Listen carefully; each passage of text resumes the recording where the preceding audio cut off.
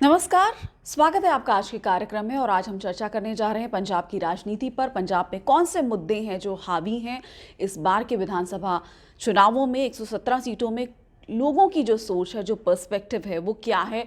कौन सी पार्टी है जो ज़्यादा हावी हो सकती है इन चुनावों में, और क्या, जैसे हम डेरा की बात करते हैं, कितने महत्वपूर्ण है वो इन चुनावों में। और महिला वोटर्स, क्या वो एक इंडिपेंडेंट होके वोट देती हैं पंजाब में या नहीं। युवाओं की क्या एस्पिरेशंस हैं।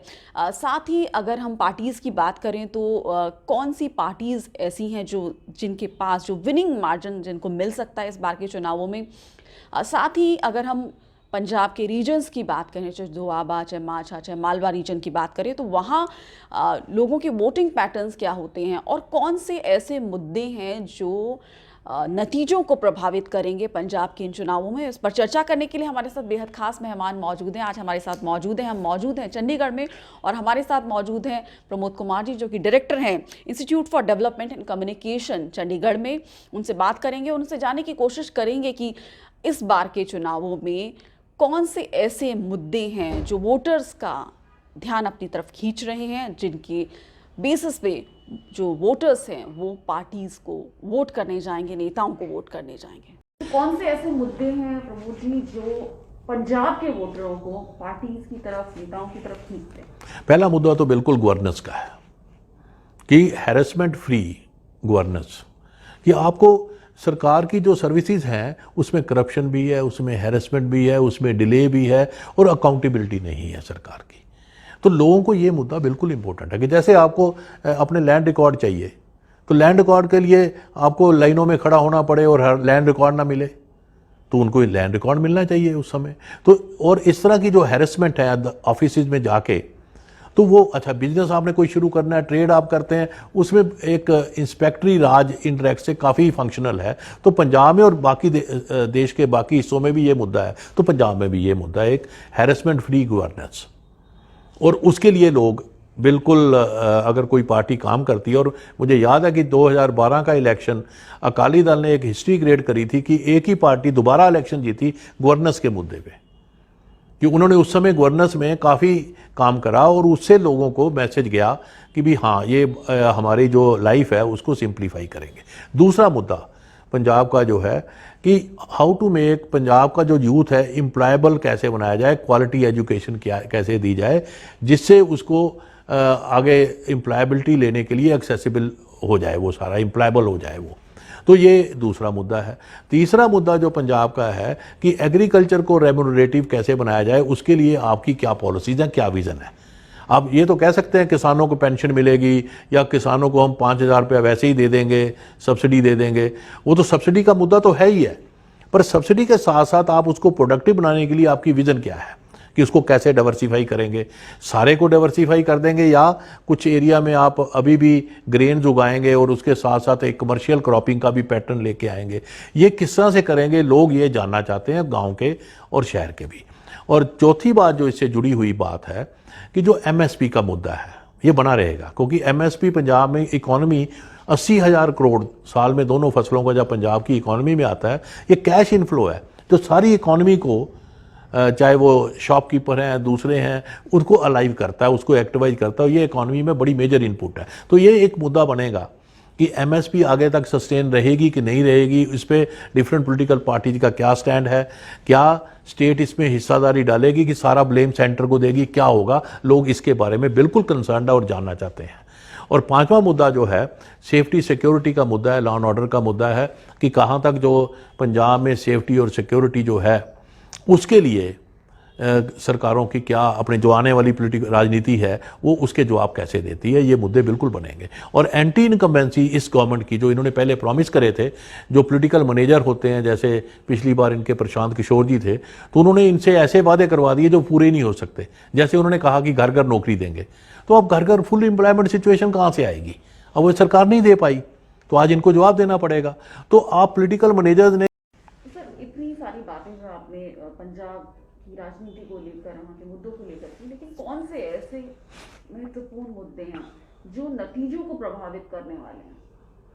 देखिए, जो पंजाब में सबसे बड़ा मुद्दा जो उभर के आता है वो एक तो यही है कि जो पंजाब का यूथ है उसको प्रोडक्टिव एंगेजमेंट कैसे करनी है। मैं इसको अनएम्प्लॉयमेंट से नहीं जोड़ूंगा, मैं उसको ये कहूँगा क्योंकि कोई तो बाहर जाना चाहते हैं, एक उनकी एस्पिरेशंस है, उसको किस तरह से उनको स्किल दिए जाएं और बाहर जा सके। तो ये भी एक लोगों में मुद्दा रहता है कि ऐसा कुछ होना चाहिए। दूसरा पंजाब का मुद्दा अगर एग्रीकल्चर का है, और है भी, उसमें एग्रीकल्चर जो इस समय है वो नॉन प्रॉफिटेबल है काफ़ी हद तक। ये अब एक्ट तो ख़त्म हो गए, पर अब सिचुएशन तो वही आ गई जो पहले ही थी। एक्ट तो ना इम्प्लीमेंट हुए थे ना कुछ, पर रिपील हो गए।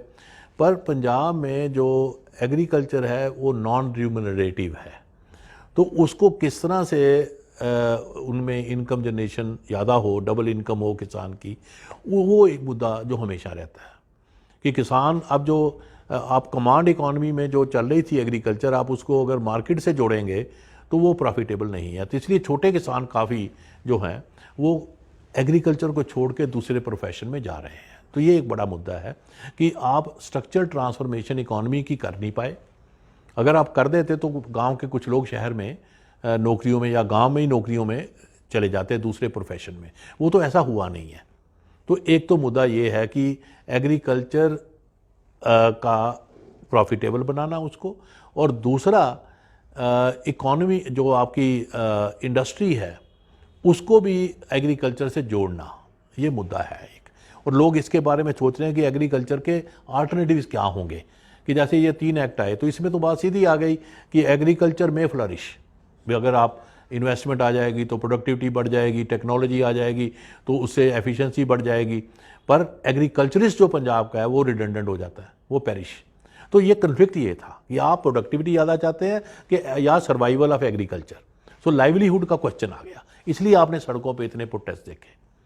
तो ये एक लाइवलीहुड का मुद्दा जो है, मुझे लगता है पंजाब के लोगों के जहन में है कि हमारा लाइवलीहुड इंश्योर होगा कि नहीं होगा, होगा तो किस तरह से होगा। एक अच्छा, तीसरा मुद्दा इसके साथ है जो फार्म लॉ को रिपील किया, उससे क्या असर पड़ेगा? उसमें जो इलेक्शन पे तो कोई मुद्दा नहीं होगा, क्योंकि एक आप जीत के आ गए, आपने जीता, पर वो एक्ट तो कभी इम्प्लीमेंट नहीं हुए थे। अब मुद्दा ये आ गया कि जो एंटी इनकम्बेंसी अब इस सरकार की है, जिसमें 3 मुद्दे थे और 3-4 कई मुद्दे हैं। पहला तो है कि जो डेट कर्जा माफ़ करना था किसानों का, वो नहीं हुआ पूरा, 90,000 करोड़ का था, तो इन्होंने 10-15 हज़ार करोड़ का किया है। तो वो नहीं किया तो वो डिमांड दोबारा अब स्टेट गवर्नमेंट को फेस करनी पड़ेगी कि वो, क्योंकि अब तो रियलिटी आगे एक्ट तो चले गए, वो लड़ाई तो ख़त्म हो गई। अब ये वाला आएगा कि हमारा कर्जा माफ़ करे। दूसरा, घर घर में नौकरी, आपने कहा था हर गांव में घर घर में नौकरी देंगे, लोग कहेंगे हमें तो मिली नहीं। तो तीसरा, अगर आप कहेंगे कि आपने ये कहा था कि ड्रग हम ख़त्म कर देंगे, आपने नहीं की। चौथा, क्वालिटी एजुकेशन यूथ की, जिससे वो एम्प्लॉयबल हो जाए, आपने उसमें क्या किया। तो मुझे लगता है जो एंटी इनकम्बेंसी स्टेट गवर्नमेंट की है, अब वो प्रिडोमिनेंट मुद्दे बनेंगे। अब वो मुद्दा जो एक बैकग्राउंड म्यूजिक फार्मर प्रोटेस्ट दे रहा था, जिससे कांग्रेस पार्टी अपना एक एडवांटेज ले रही थी, वो एडवांटेज अब कांग्रेस पार्टी को नहीं मिलेगा, क्योंकि वो मूवमेंट अब खत्म हो गई। अब मुद्दा ये आएगा कि आपने पिछले 5 सालों में क्या किया। अब उनकी कोशिश ये रहेगी कि पिछले 5 सालों का सारा जो ठीकड़ा है वो कैप्टन अमरिंदर सिंह जी के सिर पे फोड़ दिया जाए कि उन्होंने कुछ नहीं किया। पर ऐसा नहीं होता कि चेहरे बदलने से आपकी जो एक ट्रैक रिकॉर्ड है, जिसमें एमएलए भी थे, आपके लोकल लीडर थे, उनकी परफॉर्मेंस भी तो एवेल्यूएट होएगी। तो वो परफॉर्मेंस जो है वो एवेल्यूएट होनी है। तो इसलिए मुझे लगता है anti incumbency will be a major issue. The performance of this government after farmers agitation will become a most important issue in Punjab. दूसरा कि आप इसमें होप क्या देते हैं, आप करेंगे क्या, उसमें आ जाता है सारी पार्टियों को अपना एक एजेंडा देना पड़ेगा कि आपका एजेंडा क्या है। खाली फ्रीबी से काम नहीं चलेगा, जो कि जिसको मैं ये कहता हूँ कि जो एक बड़ी मेजर कंट्रीब्यूशन है आम आदमी पार्टी की इस देश की राजनीति में, कि उन्होंने मैन्यूफेस्टो लेके आए, ना कि मैनिफेस्टोस। मेन्यू कार्ड दे दिया कि किसान के लिए अलग, यूथ के लिए अलग। जैसे आप किसी रेस्टोरेंट पे जाएं तो वो कहता है ये है सब चीज़, 50 चीज़ें बोल देता है, जो चाहिए ले लो। तो इसलिए ये जो मैन्यूफेस्टो अप्रोच है, जिसमें मैनिफेस्टो नहीं है, जिसकी अपनी एक आइडियोलॉजी होती है, विज़न होती है चेंज की, डेवलपमेंट की, हर मैनिफेस्टो में वो होता है। और अगर आप अकाली दल और कांग्रेस पार्टी का मैनिफेस्टो देखें, उसमें पंजाब के बारे में विज़न है, चाहे वो इम्प्लीमेंट करें या ना करें, चाहे वो लिप सर्विस ही हो, चाहे वो चंडीगढ़ का मुद्दा हो, चाहे वो पानी का मुद्दा हो बांटने का हरियाणा पंजाब के साथ, चाहे वो मुद्दा हो कि फेडरलिज्म का मुद्दा हो, एंटी सेंट्रिज्म, ये सारी चीज़ें वो अपनी प्रीफेस में कहते हैं कि हम इस पे खड़े हैं। तो आम आदमी पार्टी तो ओब्लिवियस है उसमें, वो तो आके कह देते हैं कि आपको 400 यूनिट फ्री देंगे, 1000 रुपया हर वीमेन को दे देंगे, हैं तो वीमेन को दे देंगे तो किस बात के लिए दे देंगे? कोई काम नहीं, उनको प्रोडक्टिव एंगेजमेंट नहीं हुई। वो तो घर में पहले भी किसान का अगर ये घर में वो डेयरी का काम वीमेन करती हैं, उनके पास काम काफ़ी है, करती हैं, वो प्रोडक्टिव हैं, तो उनको मतलब आप सिर्फ पैसे वैसे दे देंगे बैठने के लिए, तो एक सोसाइटी जो प्रोडक्टिव है उसको भी ख़त्म करने की एक कोशिश। तो मुझे लगता है ये जो फ्रीबीज हैं लंबी नहीं लेके जाती राजनीति में, क्योंकि ये न्यूट्रलाइज हो जाती हैं, रियल मुद्दे जो हैं वो आगे आ जाते हैं, तो वो आएंगे। तो मुझे ये लगता है कि इन्होंने जो मैन्यूफेस्टो अप्रोच लाए हैं ये नई एडिशन है, इसकी सेलेबिलिटी है पर लिमिटेड है, आपको विनिंग मार्जिन नहीं देती है, आपको सर्वाइव कराती है, आप पॉपुलर होते हैं इससे, आपका मतलब ये हो सकता है 20-25% लोग आपके से जुड़ते भी हैं, पर मुझे नहीं लगता कि इनको विनिंग मार्जिन मिल पाएगा। और दूसरा जो इसके साथ जुड़ी हुई बात आजकल आ रही है पंजाब में, क्योंकि पहले तो पिछली बार तो आप सारी राजनीति सिख रिलीजन के इर्द गिर्द की जा रही थी, अब हिंदू जो टेम्पल्स पे सारी पार्टियां विजिट कर रही हैं, और मैं आपको बताऊं कि उन टेम्पल्स पे विजिट कर रही हैं जो पंजाबी हिंदू को भी नहीं पता कहाँ पे है। तो आप सारी पार्टियां जाके हिंदू को प्लीज करने के लिए, जिसको हम कहते हैं टेम्पल रन चल रहा है आजकल, तो ये मुझे नहीं लगता, मैंने जैसे पहले आपको शुरू में बताया कि पंजाब का हिंदू उस तरह का हिंदू नहीं है, रिचुअलिस्टिक नहीं है उस तरह से। तो आप टेम्पल पे जाएंगे तो इससे आपको कोई माइलेज नहीं मिलने वाली। तो ये भी आम आदमी पार्टी ने, और अब बाकी पार्टी भी जानी शुरू कर दी उन्होंने टेम्पल में। तो मैं पंजाबी हिंदू हूँ, तो मुझे तो पता ही नहीं टेम्पल, जो ऐसे टेम्पल में जा रहे हैं जब मैंने कभी ज़िंदगी में नाम नहीं सुना। तो इस तरह का जो पॉलिटिकल एडवेंचरिज्म है, ये मुझे नहीं लगता कि रियल मुद्दों को एड्रेस करेगा। तो लोग इस समय रियल मुद्दों पे कंसर्न है, जो कर देगी पार्टी, जो होप दे देगी, एक डिज़ाइन दे देगी, लोग जुड़ेंगे उनके साथ।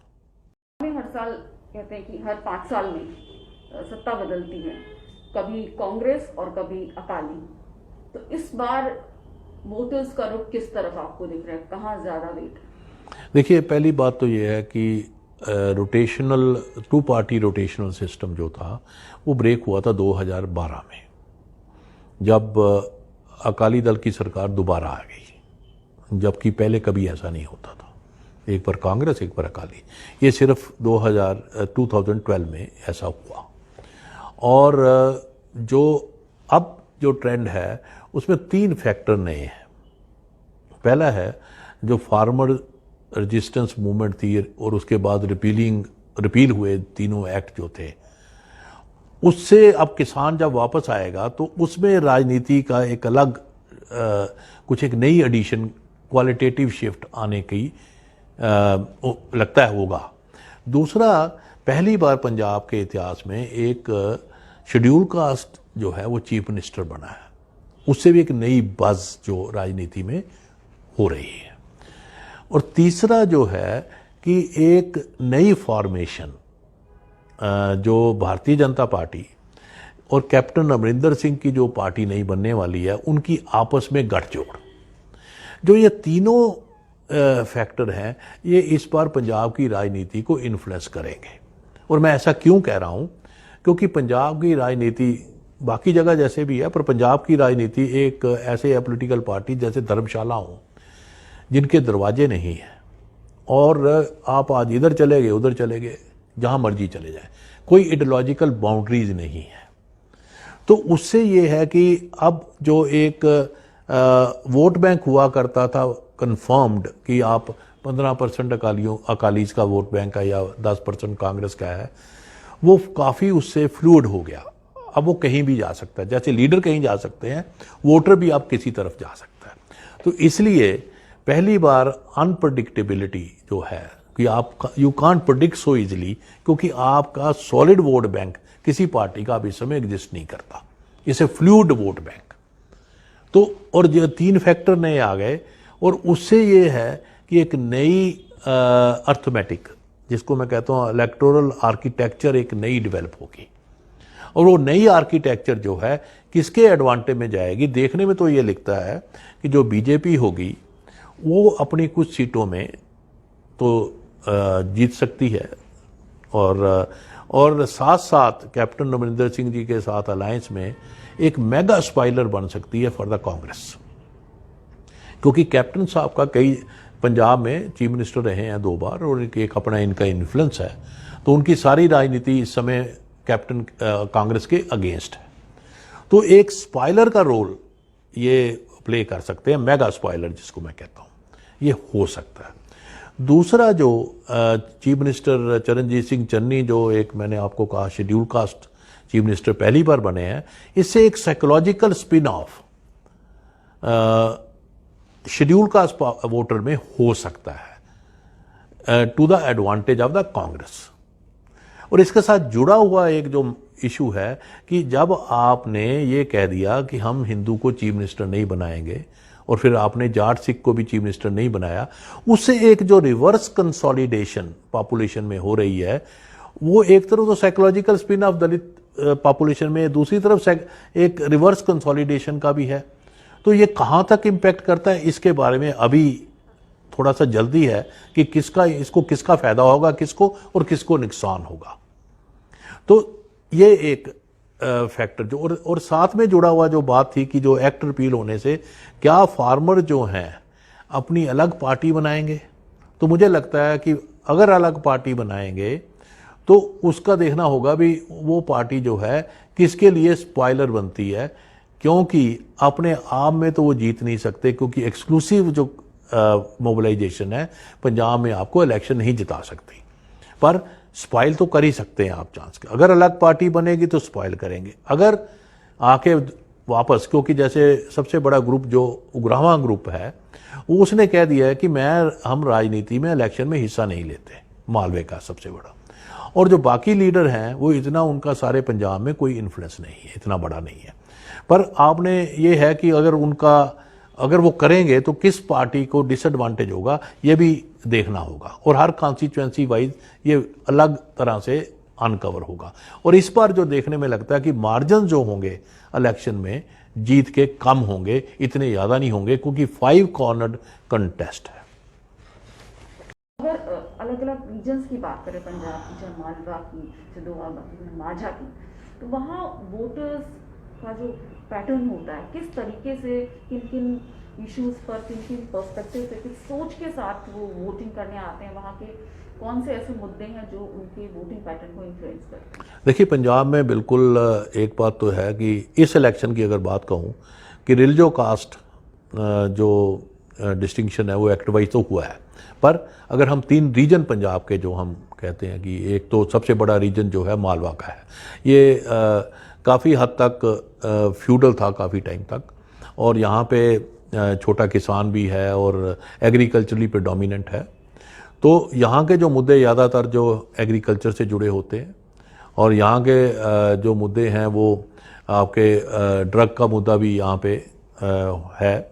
और जो मुझे लगता है कि इसमें ज़्यादातर जो प्रेडोमिनेंस है वो जो एक पंजाबी हिंदू जो आड़तिया है या जो मनी लैंडर है या शॉपकीपर है, उनकी एक अलग तरह से होंद है यहाँ पे, उनकी अलग तरह से वो अपने आप को, राजनीति को देखते हैं। वो जो मेन डोमिनेंट पार्टी है, जिसको मैं ये कहता हूँ, मान लिया जाए जहाँ पे जाट डोमिनेंस है जिस पार्टी में, उनके साथ जुड़ते हैं। क्योंकि इसका एक, अगर मैं सारे पंजाब के कॉन्टेक्स्ट में कह दूं और मालवे के कॉन्टेक्स्ट में वही अप्लाई होता है कि पंजाब में मिनॉरिटी परसिक्यूशन नहीं है, जैसे हिंदू मिनॉरिटी में है, तो उसका मिनॉरिटी हाइफन मिनॉरिटी परसिक्यूशन और मेजॉरिटेरियन एरोगेंस, कि हम इंडिया में मेजॉरिटी में हैं, और दोनों का एक समीकरण होता है, मिलन होता है।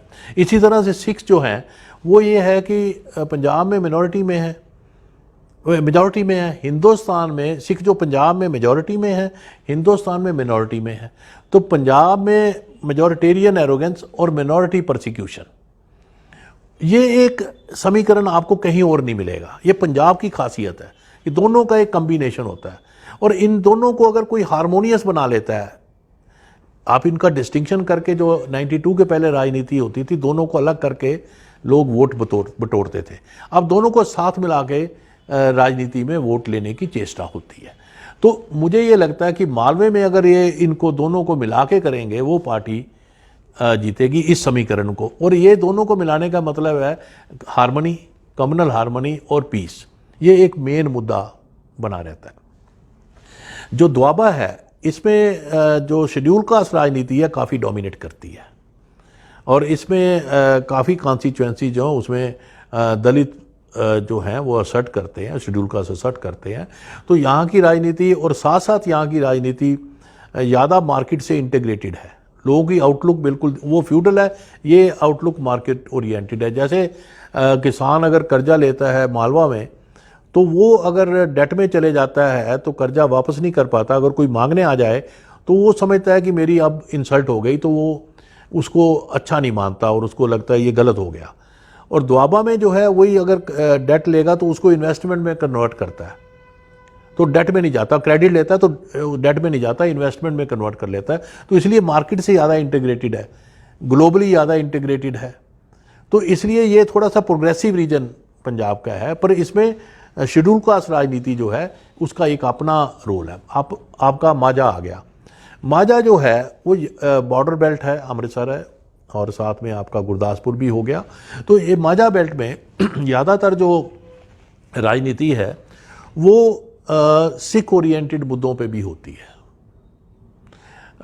उसको शेप करते हैं, गोल्डन टेम्पल भी वही है, वो उस राजनीति का एक उसको एक रंग देते हैं, और जो मालवा के लोग उसको सबमिट करते हैं, ये रंग देते हैं, ये लीड करते हैं उसमें। और ये एक वो जगह है जहाँ पे आपको जो अर्बन हिंदू भी है, जैसे अमृतसर में, दे हैव देयर ओन, उनका भी अपना एक स्पेस है राजनीति में। पर ज़्यादातर इसमें रोल जो है वो जाट सिख पेजेंट का अग्रेसिव रोल है, लीडरशिप का रोल है, जो कि आपको मालवे में उस तरह की लीडरशिप अग्रेसिव नहीं मिलेगी जो यहाँ पे मिलेगी। तो ये तीनों जो रीजन हैं, इनके रिस्पॉन्स अलग अलग होते हैं। अगर आप इलेक्शन के रिजल्ट भी देखेंगे तो मालवा और मालवा में अकाली और कांग्रेस और पिछली बार आप, ये तीनों ही उसमें काफ़ी रोल उनका रहा। और आप ना माझा में आई ना द्वाबा में आई, तो ये नहीं आ पाई। तो अब जो है द्वाबा में भी उनका आपका एक अपना वजूद बन रहा है, दे में प्ले रोल देयर। और इसीलिए वहाँ पे जो दलित की राजनीति या शेड्यूल कास्ट की राजनीति करेगा उसको कुछ एडवांटेज मिल सकता है। पर पंजाब में कोई भी कॉन्स्टिट्यूएंसी जो है किसी भी रिलीजन कास्ट से डोमिनेंट नहीं है, तो आपको कोलैबोरेशन ही करनी पड़ेगी।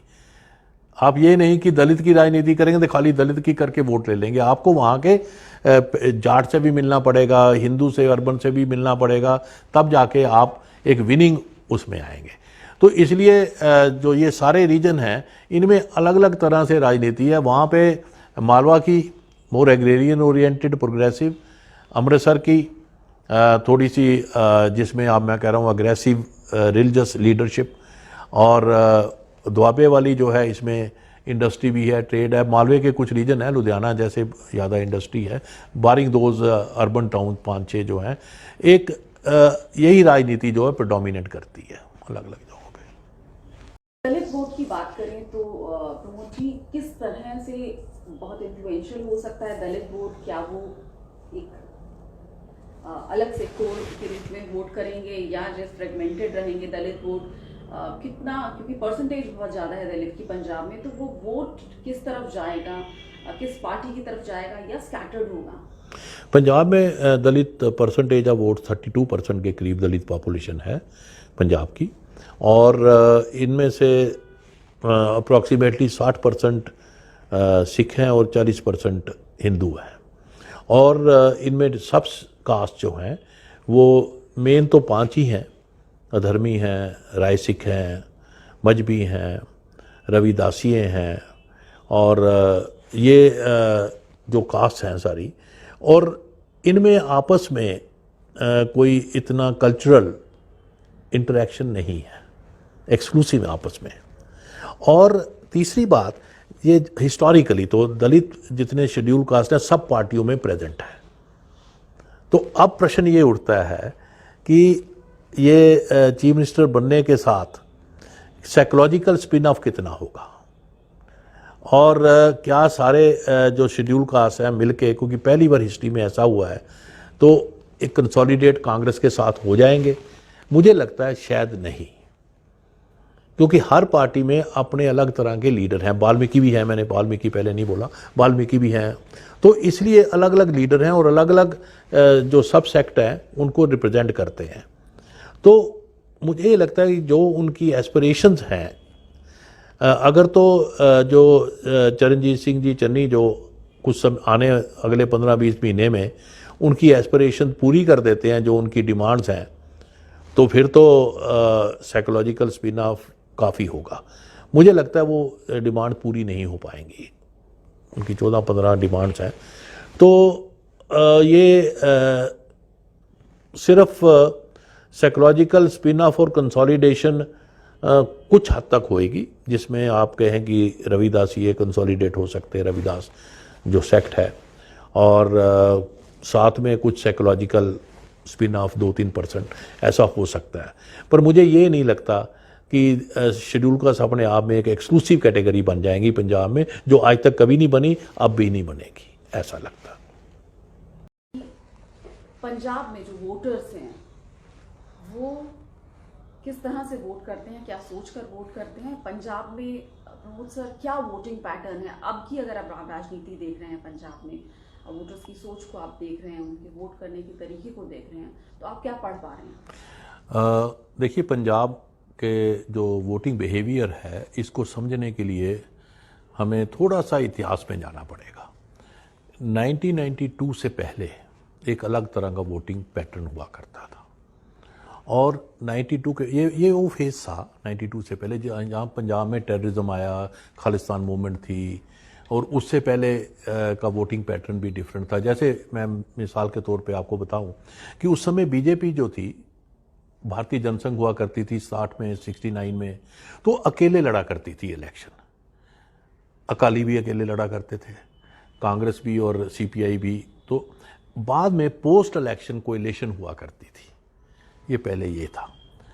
पर 1992 के बाद 1997 में और 96 में अगर मैं कहूँ कि पहली बार अकाली दल और बीएसपी आपस में मिले 1996 में, और बीएसपी को पहली बार काशीराम जी जो उनके लीडर थे वो जीते इलेक्शन पंजाब से। तो मैं इसलिए आपको बता रहा हूँ कि ये जो वोटिंग पैटर्न था 97 तक पहुँचते हुए एक मोगा डिक्लेरेशन हुआ, जिसमें बीजेपी और अकाली दल ने मिलकर उस डिक्लेरेशन को करा, और उसमें ये कहा कि पंजाबी आइडेंटिटी और पंजाबियत कोर रहेगा राजनीति का। अगर कोई भी डिस्क्रिमिनेशन पंजाब के होगा विजर्विज, तो वो खाली सिखों के अगेंस्ट नहीं माना जाएगा, सारी पंजाबियों के अगेंस्ट माना जाएगा, और हम इकट्ठी मूवमेंट, रजिस्टर्स मूवमेंट उसके लिए लॉन्च किया करेंगे। ये 1997 का रिजॉल्व था। ये बिगिनिंग है अकाली बीजेपी का प्री इलेक्शन कोएलिशन का फेस, कि दोनों पार्टियां इलेक्शन से पहले ही आपस में मिलके राजनीति करने लगे। और ये एक लेसन भी था पोस्ट टेररिज्म के फेस का, कि जो डिविसिव राजनीति है, पोलराइजेशन वाली राजनीति है, उसका दुखांत बहुत बड़ा है। उसमें आपने देखा ऑपरेशन ब्लू स्टार भी हुआ, और उसमें दिल्ली के उसमें सिखों का कार्नेज हुआ, हर जगह हुआ, कई जगह हुआ। तो लोगों ने ये लेसन बड़ी मुश्किल से सीखे कि ये पोलराइजेशन को कैसे रोका जाए। तो इसलिए ये दोनों पार्टियां आपस में मिली और प्री इलेक्शन, जिसको हम कहें कम्युनल हार्मनी और पीस के लिए ये अलायंस बनी। तो ये एक वोटिंग पैटर्न अलग तरह से डेवलप हुआ यहाँ पे अब 92 के बाद का वोटिंग पैटर्न। और उसमें कांग्रेस ने भी अपनी पोजीशन जो थी ऑपरेशन ब्लू स्टार के बाद अपनी पोजीशन को ये उन्होंने इसके लिए अपॉलॉजी भी ऑफर करी, और एक देश के प्रधानमंत्री भी मनमोहन सिंह जी बने, सिख थे, तो उसका भी एक अलग तरह से असर हुआ। तो कांग्रेस पार्टी ने भी पीस और हार्मनी को अपने साथ जोड़ा और पंजाबी आइडेंटिटी की बात करी। तो यहाँ का जो वोटिंग बिहेवियर है, मैं इसको अगर और 2 लाइनें ऐड कर दूं कि जो पंजाब का हिंदू है वो हिंदुत्व वाला हिंदू नहीं है। क्योंकि अगर आप देखें जब बीजेपी बिल्कुल पीक पे थी, मैं ये बात कर रहा हूँ 97 के बाद वाली बात, जब मोदी जी आते हैं पावर में 2014 में, ये उसके आसपास की बात है। और वहाँ से अरुण जेटली हारते हैं अमृतसर से, और एक कद्दावर लीडर थे बीजेपी के, और वो हारते हैं शहर से, वोटें उन्हें कम मिलती हैं जहाँ पे हिंदू पॉपुलेशन है।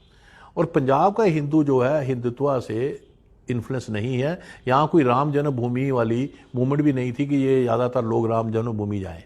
तो इसलिए मुझे लगता है कि पंजाब का हिंदू भी उस तरह का हिंदू नहीं है। अगर इसको बिल्कुल साफ तौर पे ये कहूँ कि पंजाब का हिंदू आधा सिख है और 25% ये आर्य समाजी है और 25% ये सनातनी है, तो एक अजीब किस्म का मिक्सचर है ये। तो इसको आप अलग ढंग से इसकी परिभाषा है, तो एक कोऑपरेशन और कोलैबोरेशन जो है वो अक्रॉस कास्ट रही। तो पंजाब की राजनीति कास्ट बेस्ड नहीं है, रिलीजन बेस्ड नहीं है। 92 की बात कर रहा हूँ। रिलीजन कास्ट है, दोनों का मिक्सचर है। रिलीजन ने कास्ट को यहाँ पे काफ़ी कमज़ोर किया, और इसी वजह से प्योरिटी पोल्यूशन का जो कॉन्सेप्ट था पंजाब में नहीं है, और दलित भी जो है वो मनुवाद से नहीं इन्फ्लुएंस होता। इसीलिए मायावती और काशी राम जी को यूपी जाना पड़ा राजनीति करने के लिए। यहाँ पे वो मायावती भी हारी होशियारपुर से इलेक्शन। सो यहाँ का जो दलित है वो भी मनुवादी नहीं है, उस मनुवाद के खिलाफ उस तरह से राजनीति से इन्फ्लुएंस नहीं होता, क्योंकि सिखिज्म का एक बहुत बड़ा इन्फ्लुएंस था जिसकी वजह से कास्ट जो बिहेवियर लेवल पे कमज़ोर हुई। तो एक रिलीजन ने किस तरह से कास्ट को कमज़ोर करा।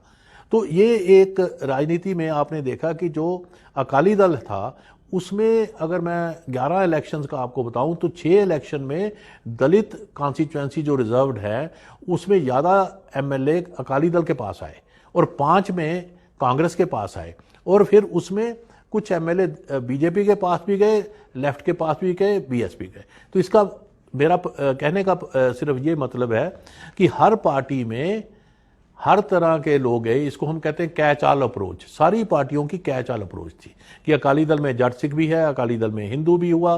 कि जैसे 2012 का इलेक्शन अकाली दल इसलिए जीता कि उसने पहली बार 11 हिंदू खड़े करे सीटों पे, और जिसमें से 9 जीते। हालांकि उसका अलायंस बीजेपी के साथ था, फिर भी ये किया। तो इसी तरह से वहाँ पे जाट भी मिलेंगे आपको, हिंदू भी मिलेंगे, दलित भी मिलेंगे, अलग अलग दलित की जो सब कास्ट है वो भी मिलेंगी। इसी तरह कांग्रेस में भी आपको हर तरह के मिलेंगे, तो इसी तरह से बीजेपी में भी। तो इसलिए एक्सक्लूसिव कैटेगरीज ऑफ मोबिलाइजेशन जो कास्ट या रिलीजन की पंजाब में नहीं एग्जिस्ट करती। तो इंक्लूसिव राजनीति हो सकती है। और इससे मेरा कहने का भाव ये है कि अगर किसान भी आज सोचें कि ये जब एक्ट रिपील हो गए और वापस आके इलेक्शन लड़े यहाँ पे, तो उनको भी कोई ज़्यादा कामयाबी नहीं मिलेगी, क्योंकि एक्सक्लूसिव राजनीति नहीं है यहाँ आप उनको राजनीति अगर करनी पड़ेगी तो उनमें उनको जो यूथ भी है, जो सर्विस सेक्टर वाले लोग भी है, जो उनमें आपके उनका सबका एजेंडा लेना पड़ेगा, चाहे वो एग्रीकल्चर का, इंडस्ट्री का है, ट्रेड का, सब लेना पड़ेगा। तो फिर ये आप किसान पार्टी ना रह के सबकी पार्टी बन जाएगी। और दूसरी बात, अगर ये किसान आके इलेक्शन लड़ते भी हैं तो 1966 के बाद पंजाब में अगर कोई जिसने रूल करा है वो तो एग्रीकल्चरिस्ट नहीं करा है, किसानों ने ही करा है। अगर उनकी मेजोरिटी अगर आप देखें, ये तो सिर्फ पिछले इलेक्शन में अगर आप देखें, पिछले 2 इलेक्शन में जो एग्रीकल्चरिस्ट थी उनकी इलेक्शन में उनकी हिस्सेदारी कम होती गई। और उसके बाद ये 3 एक्ट आ गए, तो उनको लगा कि हमारी इकोनॉमिक हेजमनी और पॉलिटिकल हेजमनी दोनों टूट रही हैं। और ये पिछले 5-7 सालों में ही बात होने लगी कि यहाँ का चीफ मिनिस्टर दलित होगा या हिंदू होगा या डिप्टी चीफ मिनिस्टर होगा, तो कोऑप्शन की स्ट्रेटजी चली। और इसमें अगर आप एक फॉल आउट देखें, वो क्या हुआ कि जब ये कांग्रेस का कन्फ्लिक्ट कैप्टन अमरिंदर सिंह जी के जो रिजर्वीज उन्होंने शुरू हुआ, जो उनको हटाना था, तो उसमें उन्होंने पहले नाम अनाउंस किया। एक हिंदू लीडर है, हिंदू जेंटलमैन है, सुनील जाखड़ है उनका नाम, और अगले दिन तक शाम तक कह दिया कि हिंदू चीफ मिनिस्टर नहीं बन सकता, खाली सिख बनेगा। और हम इसको कहते हैं कि अगर ऐसा अनाउंसमेंट कांग्रेस ने उस समय किया, तो ये पंजाबी सूबा जब था 1966 से पहले, ये वो डिस्कोर्स था कि उसको अलाइव किया, पोलराइजिंग डिस्कोर्स। फिर उसके बाद एक जाट सिख को इन्होंने अनाउंस करा और उनको भी शाम तक नाम हटा के और एक शेड्यूल कास्ट चीफ मिनिस्टर बना दिया। तो जिस ढंग से बनाया, उससे एक रिवर्स कंसोलिडेशन इन ग्रुप्स में होने लगी, जो आज तक रिलीजो कास्ट कैटेगरी पंजाब में कभी भी एक्टिवाइज नहीं हुई, जो कि इस डेवलपमेंट से इन्होंने एक्टिवाइज कर दिया the sense of discrimination in the public domain. ये पहले कभी नहीं हुई थी, एग्जिस्ट करती थी, मैं नहीं कहता वहाँ पे कास्ट जो हायरार्की है नहीं है, पर उसको एक्टिवाइज करना पब्लिक डोमेन में, उसको हम सांप्रदायिकता ही कहते हैं, पोलराइजिंग की राजनीति कहते हैं। तो इस इलेक्शन में एक ये नया फैक्टर जुड़ा है, जो कि पहले कभी किसी इलेक्शन में रिलीजियस कास्ट कैटेगरीज अपने आप में इस तरह से प्रेडोमिनेंट नहीं हुई थी, जो अब इस तरह हो रही है।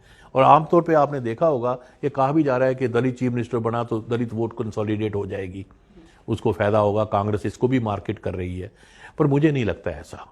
क्योंकि जिस तरह से जो हमारे शेड्यूल कास्ट जो वोट है वो तो अलग अलग पार्टियों में बंटा हुआ है, कुछ साइकोलॉजिकल स्पिन ऑफ जरूर मिल सकता है, उसका एडवांटेज जरूर मिल सकता है, पर मुझे नहीं लगता कि एक तरह से एक्सक्लूसिव राजनीति दलित की या एक्सक्लूसिव राजनीति हिंदू की या जाट की यहाँ पॉसिबल है शुरू होने की। डिस्कोर्स है, पर मुझे नहीं लगता कि ग्राउंड रियलिटी पे शायद इस तरह से वो अनकवर करेगा। उसका इफेक्ट है, पर इतना नहीं है कि भी वो बिल्कुल एक्सक्लूसिविटी हो जाए और अपनी अपनी डिमांड की बात करने लगे।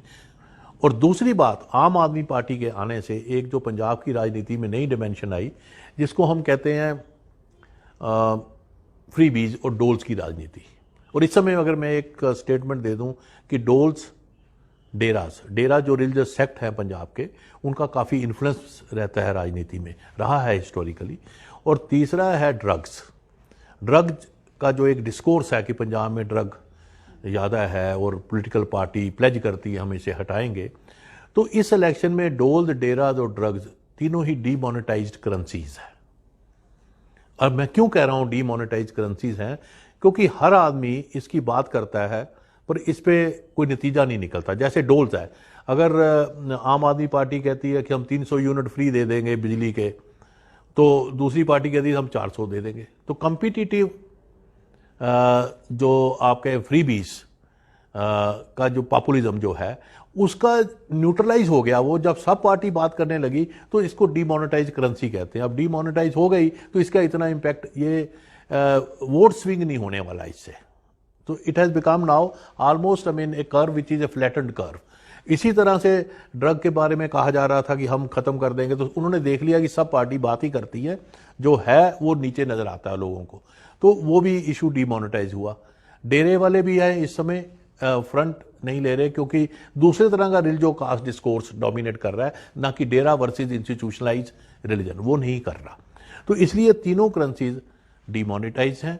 और अगर आप इन ए लाइटर वेन अगर मैं कहूँ कि चौथा डी भी है, वो है ड्रामा। तो ड्रामा तो वैसे ही है जैसे क्रिप्टो करेंसी जो है उसकी सेलेबिलिटी तो ज़्यादा है पर उसकी रिलायबिलिटी कम है। तो ये ड्रामा जो सिद्धूइज़म जिसको हम कहते हैं कि पंजाब की राजनीति में आया है, पर इस जो ये थिएट्रिकल रिलीफ लोगों को मिलता है, ये वोट स्विंग शायद नहीं कर पाएगा, क्योंकि वोट स्विंग जो होता है रियल इश्यूज़ के साथ जुड़ के होता है। और जो पंजाब का दर्द जो है वो एक कैच फ्रेज तो है, पर लोग कहते हैं हमारा दर्द भी तो कोई सुने। तो पंजाब का दर्द और लोगों का पंजाब के लोगों का दर्द, ये अलग अलग डिस्कोर्स हो गए। और जो चन्नी हैं, जो पंजाब के अब चीफ मिनिस्टर हैं, चरणजीत सिंह जी चन्नी, वो पंजाब के लोगों की दर्द की बात कर रहे हैं, और जो इनके प्रेसिडेंट हैं वो पंजाब के दर्द की बात कर रहे हैं। तो दोनों में आपस में एक घमासान है। तो इस घमासान में कौन जीतेगा ये तो इलेक्शन ही बताएगा, पर यह घमासान जरूर है। सर, पंजाब की अगर महिलाओं की बात करें तो महिलाएं किस सोच के साथ वोट करने आ रहे हैं? क्या उनके इंडिपेंडेंट वोट हो रहे हैं कि वो अपने परिवार की मुखिया से इन्फ्लुएंस नहीं है, या अपनी इंडिपेंडेंट सोच से वोट दे रही हैं? चाहे ग्रामीण इलाकों की बात करें, चाहे शहरी इलाकों की बात करें। और यूथ, अगर यूथ की बात करें तो उसमें क्या बदलाव आया पिछले 5 सालों में, और वो अब वोट करने जाएगा या नए वोटर्स आएंगे तो वो किस तरह की एस्पिरेशंस के साथ वोट करेंगे? पहले महिलाओं की बात करें। हाँ, पहला जो एक इसमें मैं बात महिला और यूथ की कहना चाहूँगा, पंजाब में कोई एक्सक्लूसिव कैटेगरी नहीं है कि महिला अपने आप में एक होमोजीनियस ग्रुप है, ऐसा नहीं है। ना ही यूथ है। आपको यूथ अकाली दल में भी मिलेगा, यूथ आपको आम आदमी पार्टी में मिलेगा, यूथ आपको कांग्रेस में भी मिलेगा। तो ऐसा नहीं है कोई यूथ अपने आप में कैटेगरी है। अच्छा, यूथ जो है, अर्बन यूथ अलग है, रूरल यूथ अलग है, उनकी अलग ओरिएंटेशन है। तो इसी तरह से विमेन का भी है कि जैसे गांव की रूरल बेस्ड विमेन जो हैं, ज़्यादातर वो पार्टी के साथ चलती हैं, तो परिवार ही पार्टी के साथ चलते हैं। इससे फैमिली किनशिप ओरिएंटेड इलेक्शन जो होते हैं, तो उसमें विमेन भी उसी का हिस्सा होती हैं। तो अगर फैमिली और किनशिप या वो गांव जो है वो आम आदमी पार्टी की तरफ है, तो ये भी उसी तरफ चलती हैं। इसी तरह से अगर अकाली दल की तरफ है तो उधर ही, अगर कांग्रेस की तरफ उधर, क्योंकि गांव में फैक्शन होते हैं कि एक फैक्शन अगर कांग्रेस के साथ है तो दूसरा फैक्शन अकाली दल के साथ है या तीसरा आम आदमी पार्टी। तो विमेन भी उन्हीं फैक्शन का हिस्सा रहती है। ये नहीं कि किनशिप के फैक्शन को तोड़ के दूसरी तरफ चल जाए, ऐसा गांव में नहीं है। एक तो ये है। और अर्बन एरिया में जो यूथ है, विमेन और मैन बोथ, दोनों जो हैं, वो उनमें थोड़ा सा पिछले समय में उन्होंने आम आदमी पार्टी के साथ भी जुड़ने की कोशिश, उसमें नई होप भी, इसमें करप्शन नहीं रहेगी, जो वो आइडियलिज्म एक था वो उसके साथ जुड़े थे। पर अब जो आम आदमी पार्टी सब पार्टियों की जैसी ही पार्टी बन गई, तो अब ऐसा कुछ नहीं है कि यूथ जो है कि आम आदमी पार्टी के साथ जाके सोचे कि मैं करप्शन ख़त्म कर दूंगा। तो उसके लिए कैरियर ऑप्शन अब है, एक नई कैरियर ऑप्शन खुल गई राजनीति में, आम आदमी पार्टी। और आम आदमी पार्टी जो है अब बाकी सब पार्टियों की तरह ही है, तो उसमें ये नहीं है कुछ कि आपको कोई अलग लगे कि ये कोई अन्ना हजारे की जो वो मूवमेंट थी एंटी करप्शन वाली या उस तरह का आइडियलिज्म, वो तो कुछ अब है नहीं। अब तो ये सब पार्टियां जो करती हैं वो भी यही करती हैं। तो इसलिए यूथ को ये कैरियर ऑप्शन तो मिली है, और जो नई लीडरशिप अमर्ज हुई वो आम आदमी पार्टी के थ्रू हुई, जिनको दो एस्टेब्लिश पार्टियों के में हिस्सेदारी नहीं मिल रही थी, वो आम आदमी पार्टी की तरफ गई। और पंजाब में 16 से 20% एक वोट ऐसा होता है जो हिस्टोरिकली दोनों एस्टेब्लिश पार्टियों के उल्ट ही जाता है। तो आम आदमी पार्टी ने उस स्पेस को भी ऑक्यूपाई किया है, और उसमें यूथ भी है, यूथ ज़्यादा है, चाहे विमेन हो या दूसरे, वो ज़्यादा है। पर उसका अब जो है, मुझे ये नहीं लगता कि कोई रोमांटिसिज्म है या कुछ इस तरह से है कि इस पार्टी के साथ जाना है।